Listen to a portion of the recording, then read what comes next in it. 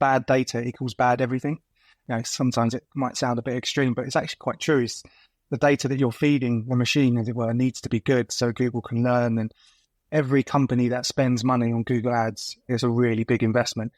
You need to make sure that the analytics, or you've got someone that knows what they're doing in terms of the tracking and the tagging, and it's really important. You're listening to the Keep Optimizing podcast to increase your traffic, improve your conversion rates, and grow your profits. Hello and welcome. I'm Chloe Thomas, the host of this e-commerce marketing focused podcast. If you're not familiar with the format, well, every 5 episodes, we focus on a different marketing method like email or SEO or Facebook ads. And each week I interview a different expert to explore the latest advice on making it work for you. I love hearing from our listeners. So when we get a lovely mention on social, or someone emails me or DMs me on LinkedIn, I like to give them a shout out. So today I want to say thanks to Mark Tillison, who came back a month after release to our LinkedIn post about episode 213 with Doug Franklin from Penny Black, which is all about personalized unboxing moments, to send us this message. Successfully growing clients' businesses one click at a time through pay-per-click, SEO and social media. Just listened. Great work, Douglas Franklin and Chloe Thomas.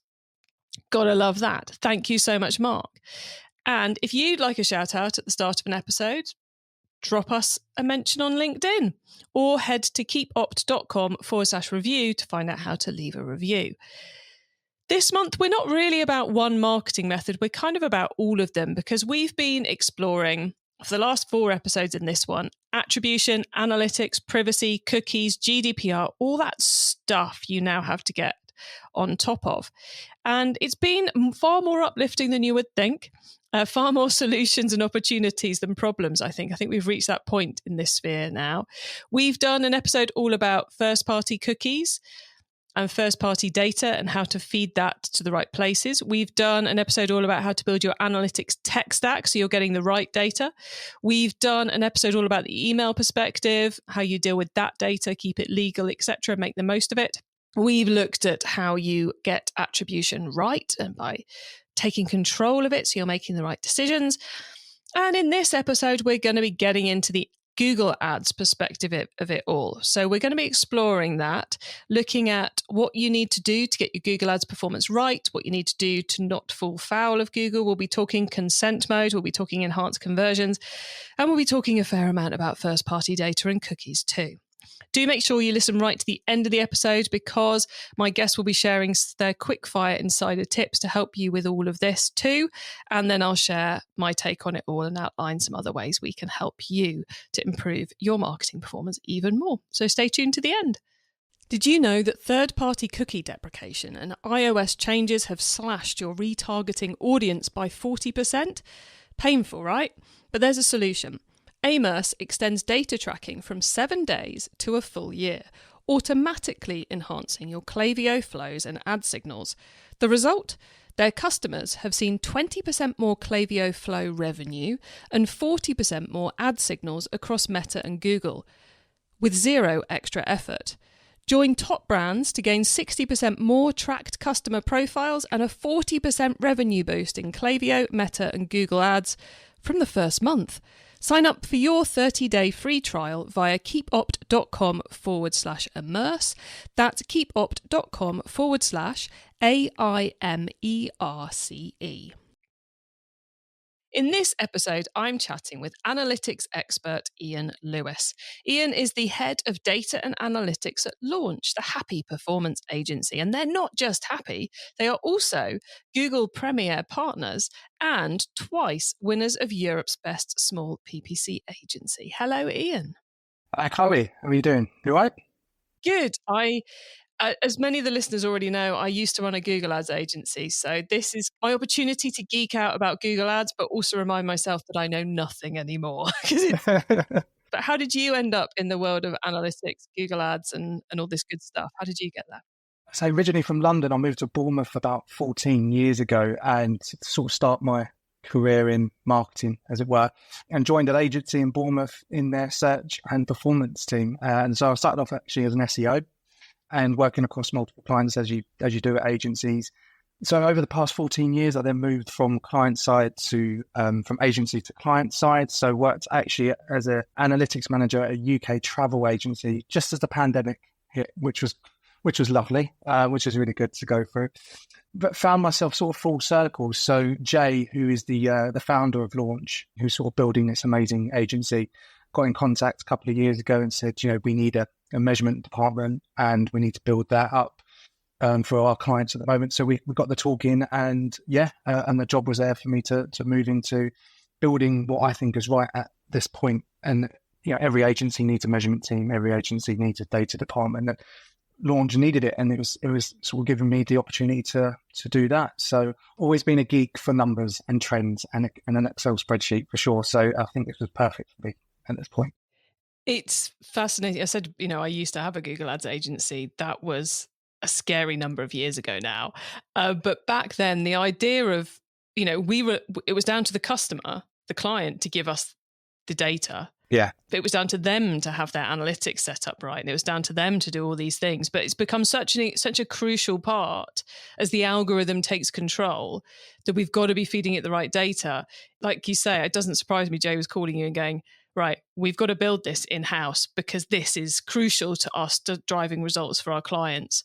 So we've got to build it in-house. But it's kind of mad that that's become such a crucial part. Yeah. And I don't think 10 years ago we'd have envisaged that, but it has become such a crucial part of driving good results, whether on Google Ads, whether you are client side or supplier side. You've got to have that whole analytics data piece, both data in and data out and reporting. Yeah, you've got to. And we've got a saying here at Launch, especially in the measurement team, that bad data equals bad everything. And we sort of use that quite a bit. And it's, sometimes it might sound a bit extreme, but it's actually quite true. It's the data that you're feeding the machine, as it were, needs to be good so Google can learn. And as you know, it's just changed so much since I remember it back 14 years ago as an SEO, how Google Ads was different and everything back then. But you're right. I think every company that spends money on Google Ads, and some spend so much a month on it, is a really big investment. You need to make sure that the analytics, or you've got someone that knows what they're doing in terms of the tracking and the tagging, and it's really important.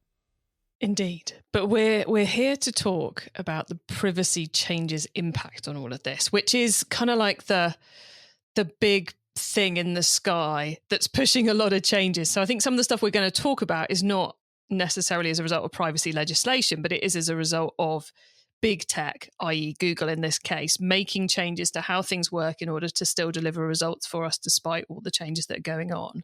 So how much has all of this been shaping what you're doing day to day over the last few years? Because it feels, from my perspective as an outsider, it feels like the complexity is getting ever greater at the same time as our control gets ever less, if that makes any sense at all.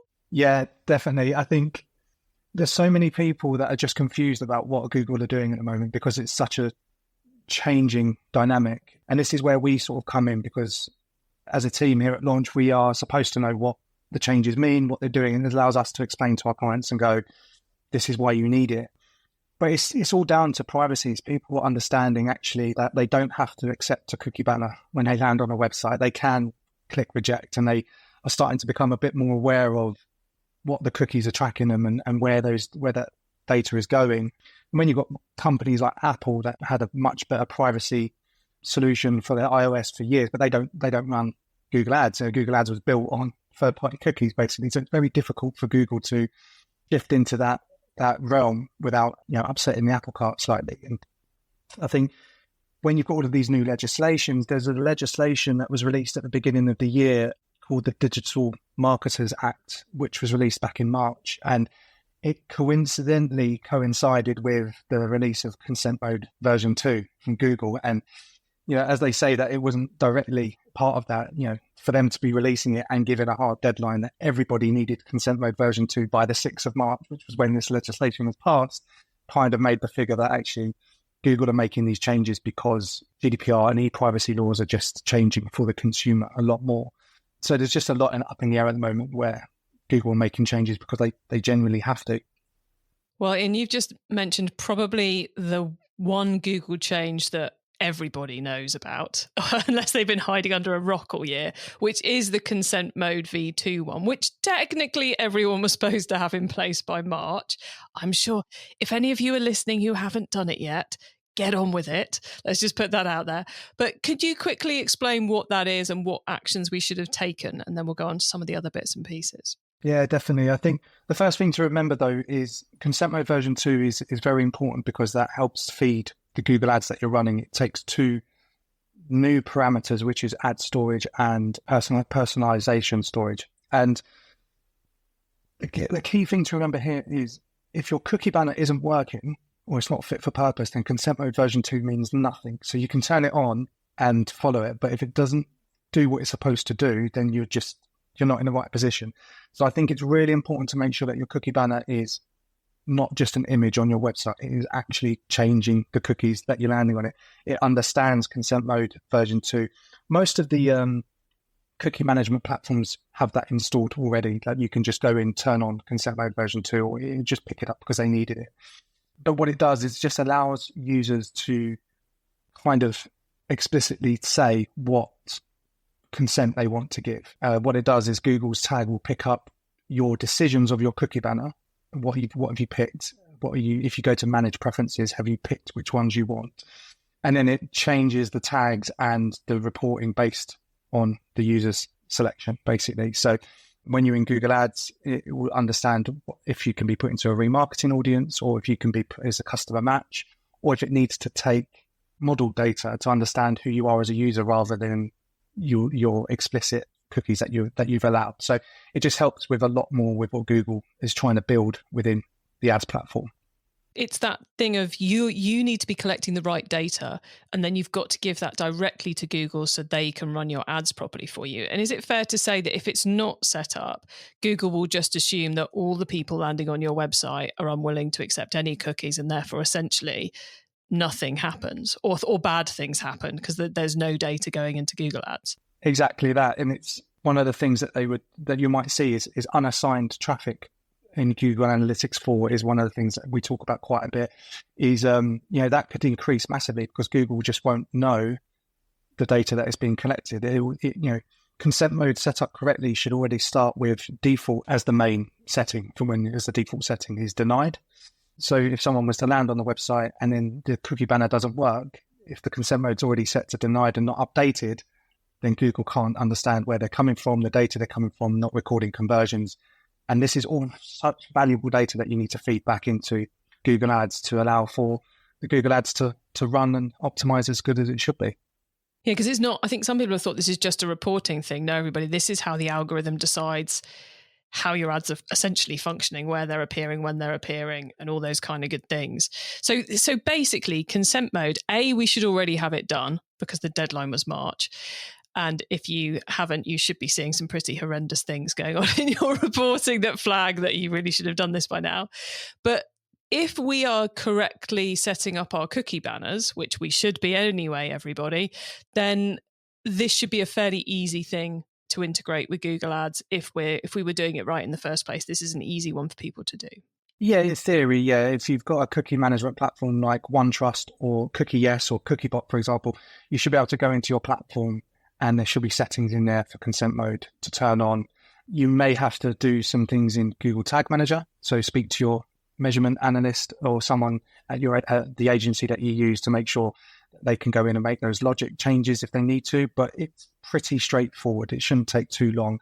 And you can test it within Google Tag Manager's preview mode. You can test what's being set, how it's working to make sure that actually consent mode version 2 is doing what it needs to do before you put anything live.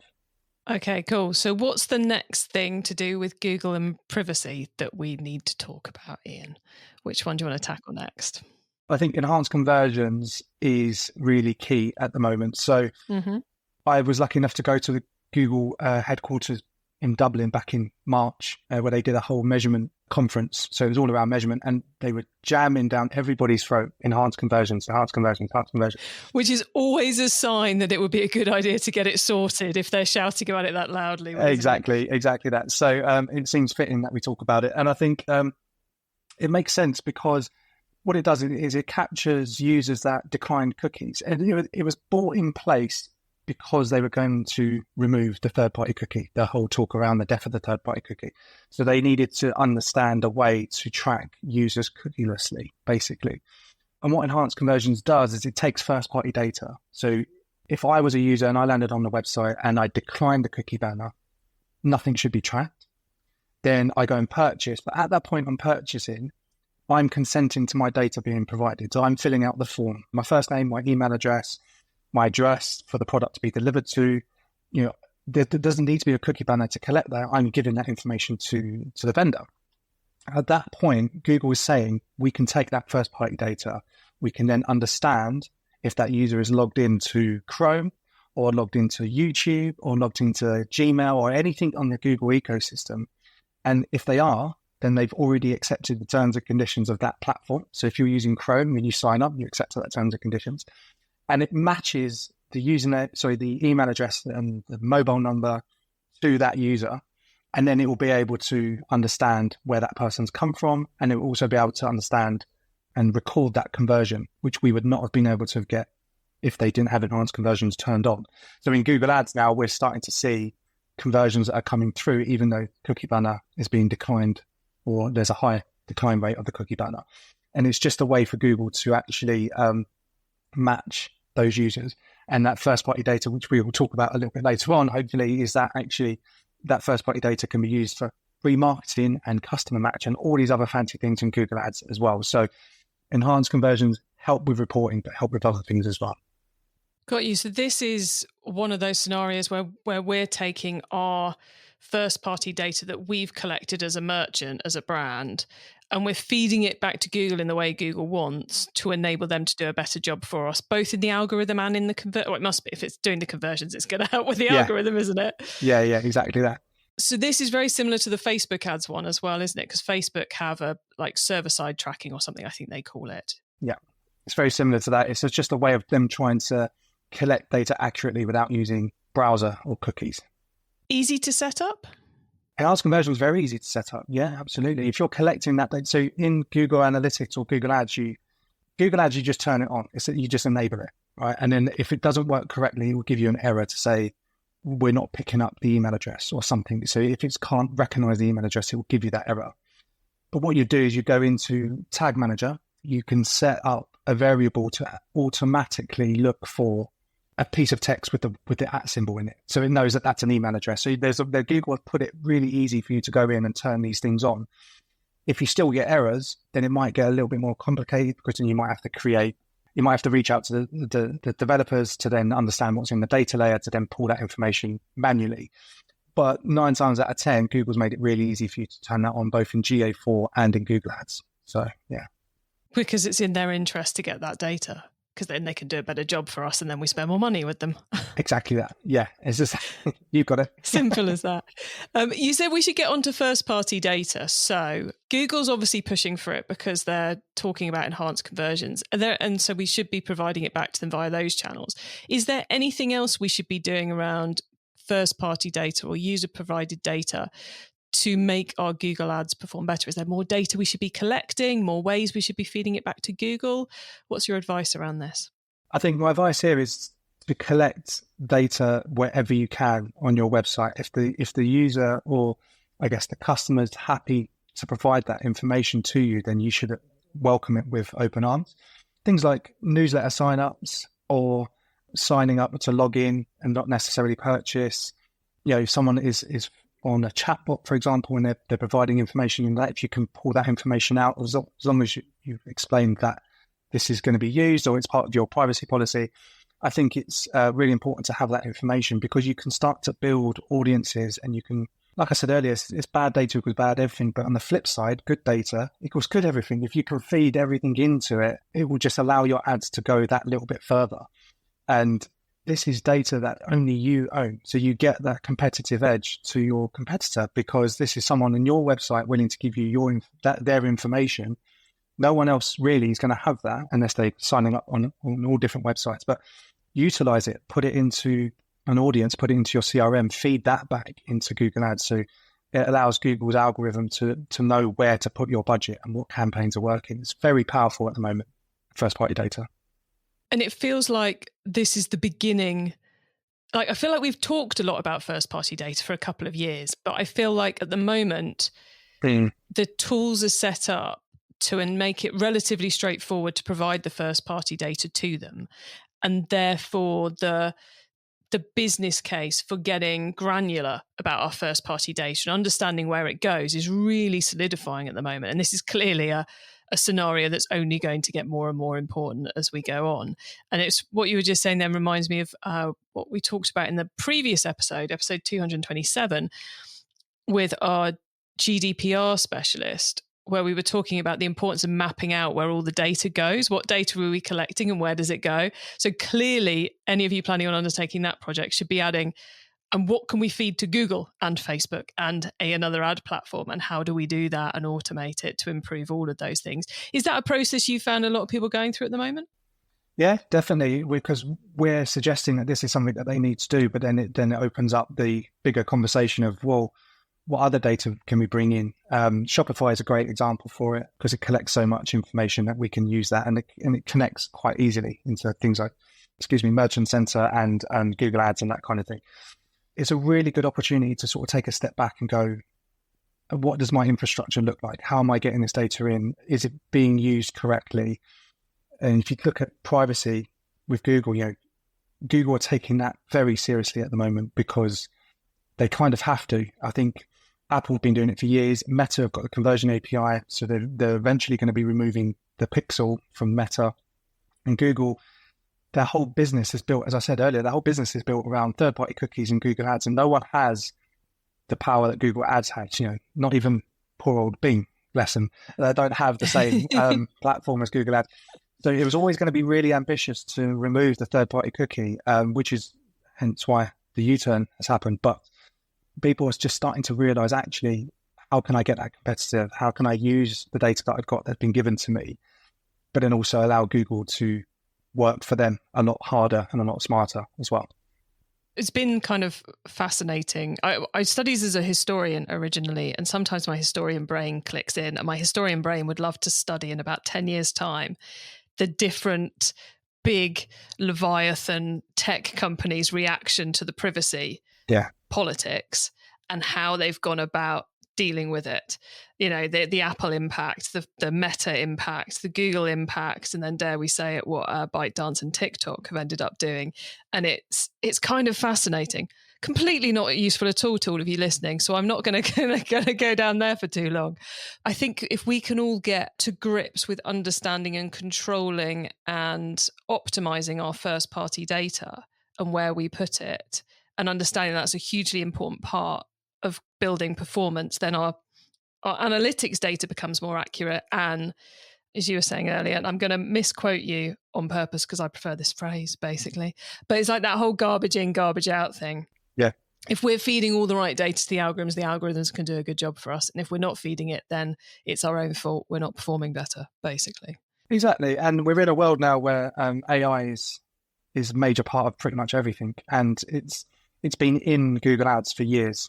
Google optimized the ads using the algorithm, and it's just been sitting there almost like a sleeping giant. And now AI is such a thing. It's about what we feed it and to make it work for us. AI is not going to take over.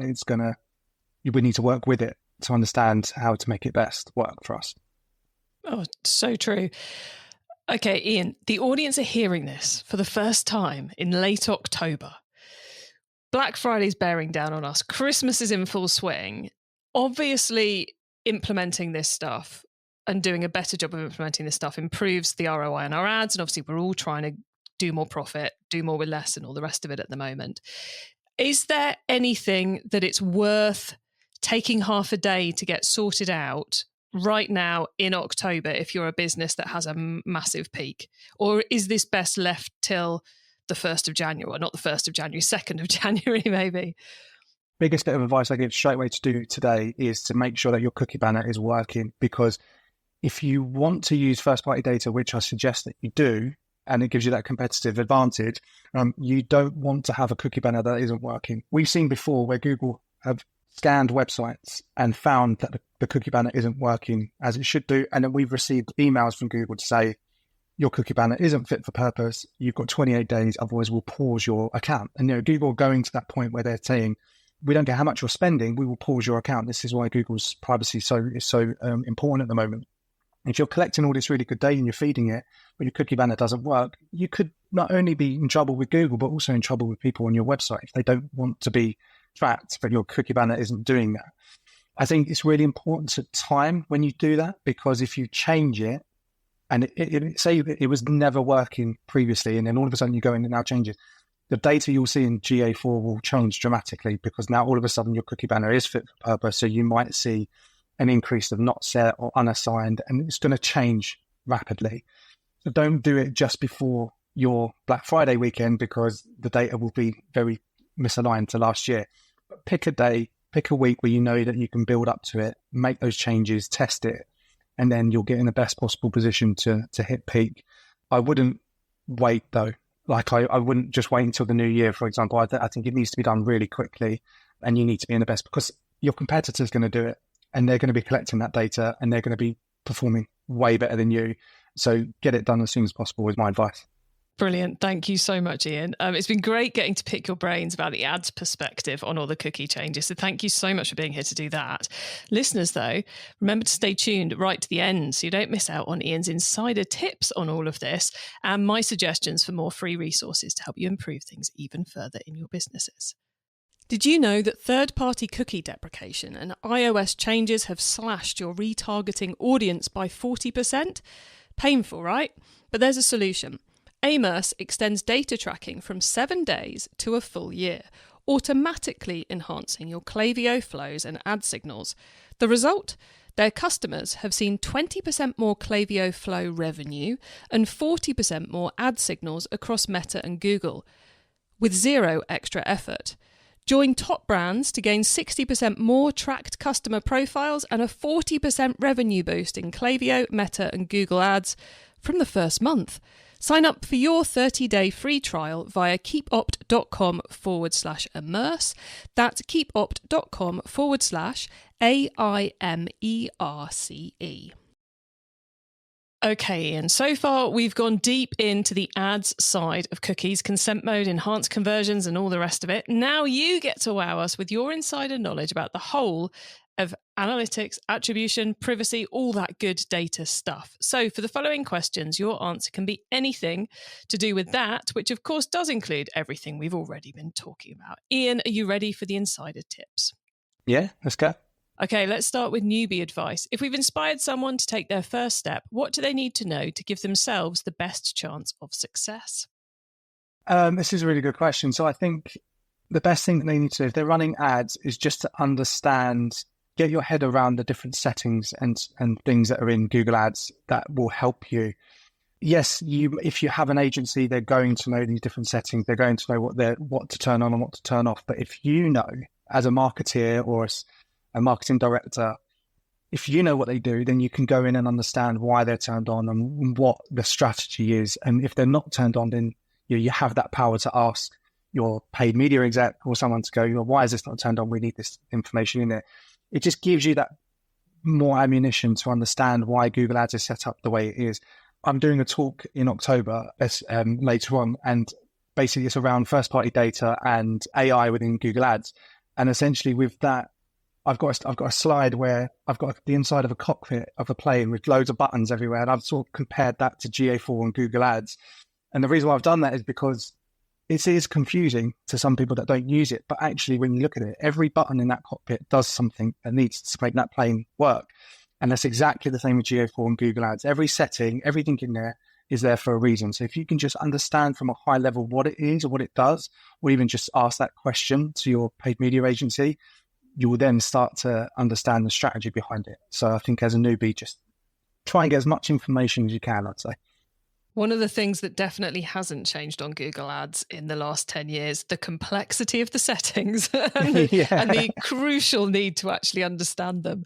I love that answer. Thank you, Ian. Now, once, of course, you've started, you've got to keep optimizing. So what's your favorite way to improve performance?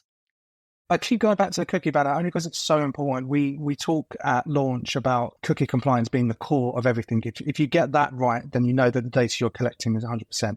So one thing to keep doing with that, once you've got your cookie banner running and you're happy with it, is set a regular scan up to make sure that you're scanning new cookies, because we've seen before where clients have said, the cookie banner's working, all the cookies are categorized and everything's working as it should. Then they go and add Hotjar to the website, which then is another set of cookies. And then the cookie banner didn't pick it up and the cookie just drops anyway because it's not categorized. So next thing they know, they're non-compliant because Hotjar's recording everything, even though a user has declined cookies. So put in regular scans and make sure that you know what cookies are on your website. So you understand that if something new is coming in, is it a third-party cookie? Does it need to be scanned? Does it need to be categorized? It just keeps you on top of things. And in the same sense, it's understanding the data that you're seeing.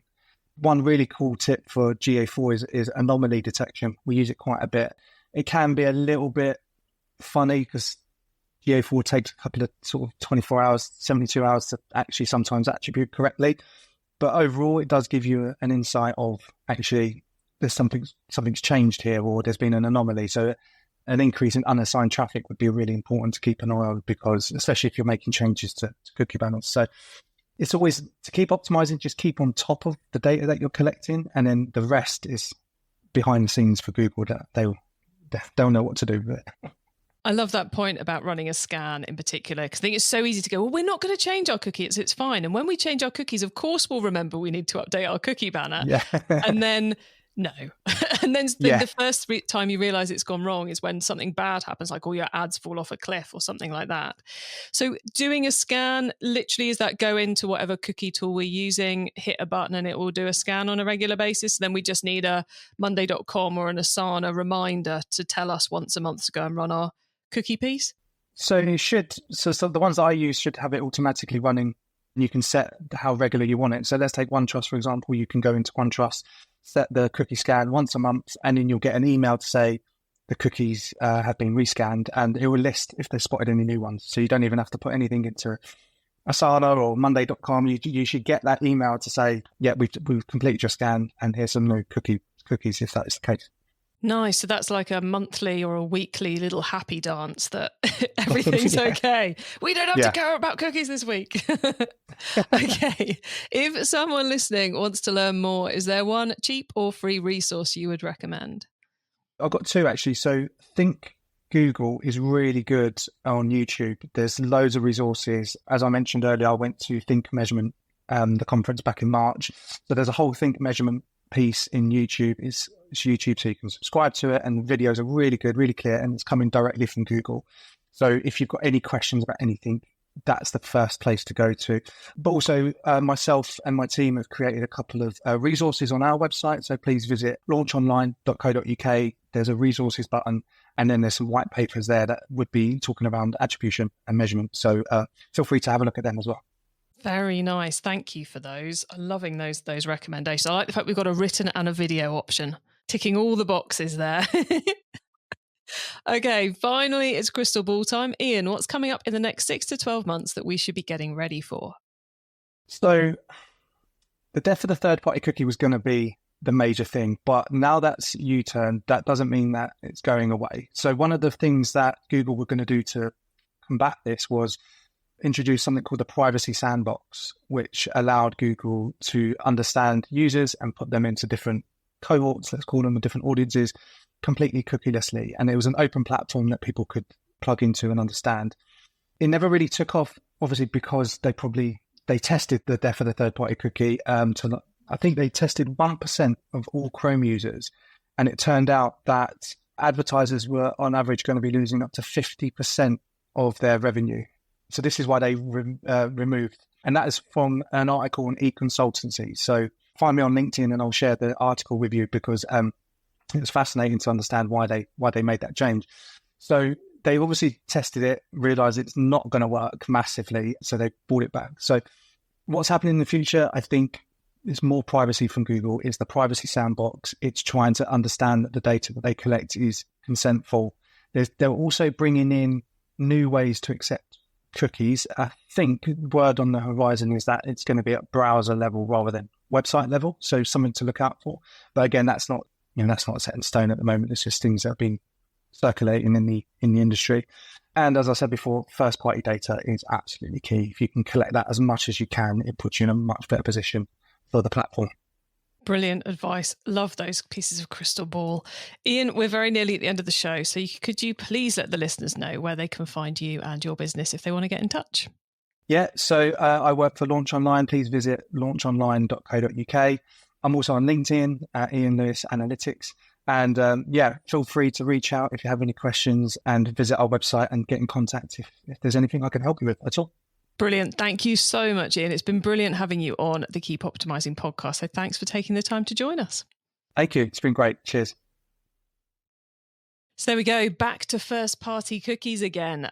You definitely want to get those sorted out. Have a listen to episode 225 we did with Yichi, which was 3 episodes ago, where she's talking about a first-party cookie distribution tool that was very cool. And obviously in the previous episode, 227, we were talking with Siobhan all about getting your data in order. So a lot of what she was talking about would help you with what Ian was talking about here. But love the clarity really about what Ian was saying. We have got to get consent mode v2 sorted if you haven't already.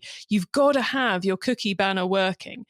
It can't just be one of those ones where you think it's working, but it just pops up and nothing actually happens. It's got to be fully integrated. It's got to be up to date. Otherwise, you're going to start seeing penalties amongst your ad activity and your analytics activity. And then the enhanced conversions.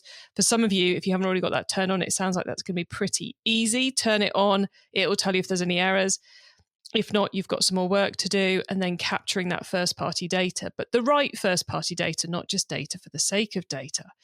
You can get the links to all those things we discussed, the transcript and our take on the notes and more at keepoptimising.com. You can also use our special direct episode short links. That's keepopt.com/the number of this episode, put that in the URL bar and you'll go straight to the right page. When you get to the website, you can also add yourself to our email list so you don't miss out on any of the things we share to help you improve your business. Thank you so much for tuning in to this episode of the Keep Optimising podcast. If you want more on Google Ads, then go to keepopt.com/Google Ads. And if you want more on attribution, keepopt.com/attribution. See the theme?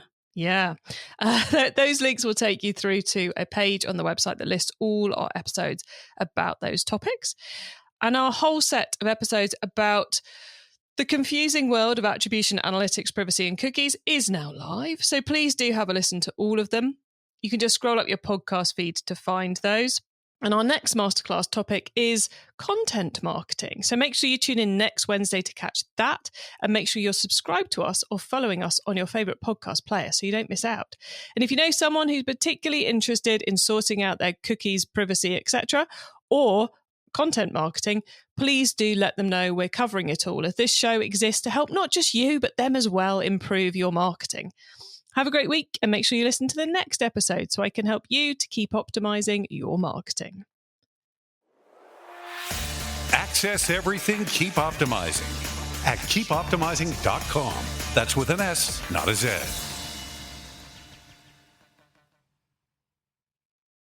Join top brands to gain 60% more tracked customer profiles and a 40% revenue boost in Klaviyo, Meta and Google Ads. Sign up for a 30-day free trial via keepopt.com/immerse. That's keepopt.com/AIMERCE.